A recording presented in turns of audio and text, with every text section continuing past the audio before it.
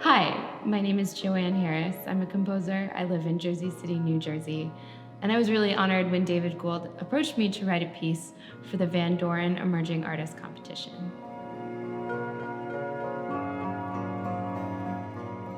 I've always been involved in music my whole life. Some of my earliest memories are sitting at the piano, making up songs and forcing them upon my sister to learn to play and sing. In high school, I was involved in community theater and band and orchestra and chorus. And I really, my heart gravitated towards chorus, and so I went to Concordia College in Moorhead, Minnesota to study choral music with Renee Clausen. I moved to New York City, and I was an assistant conductor for Francisco Nunez at the Young People's Chorus of New York City. But in that year, I met so many choral composers and was exposed to so many different jobs in music that an interest was picked in film scoring. Recently, I've gotten into more work for the concert stage, which has been an endless delight and joy to come sort of out of the more production side of things and back to the heart of the concert stage. So it feels a little bit like I'm coming full circle.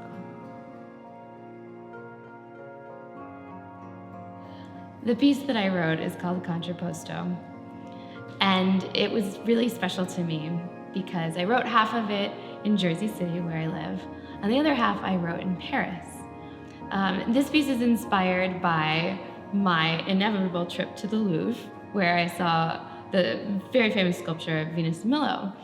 And of course, there was a throng of tourists standing around, and when I finally got close enough to see what all the fuss was about, it was kind of hard for me to understand why this sculpture was so special.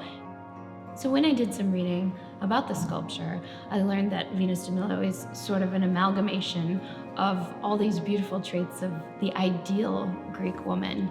And this, of course, is an interesting theory that perhaps the best parts of every woman in one woman is in fact kind of underwhelming and not that beautiful at all, that actually our imperfections and the little quirks about us are the things that make us truly beautiful.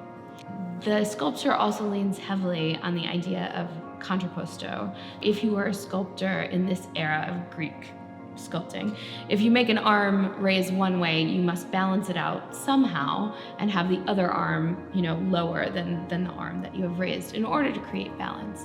And so I thought, well, that's an interesting idea to play with musically. And I went back home and I sat at the piano and I thought, well, let's organize the most beautiful sounds you can, the most stereotypical beautiful sounds you can, which, kind of obviously I thought was like the perfect fifth. But I decided to separate the perfect fifth by major and minor seconds. And so the piece kind of opens with this combination. And I move by whole step. And as we go on in the first 4 minutes of the piece, we start to lose the thread or lose the grip of the rigidity of that structure, and it fluctuates out so that we're then just dealing in a matter of half steps, but separated by octaves.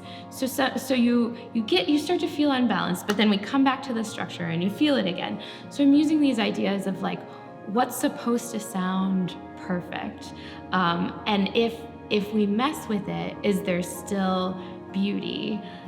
Even in just a little bit of uncomfortability when we change the form.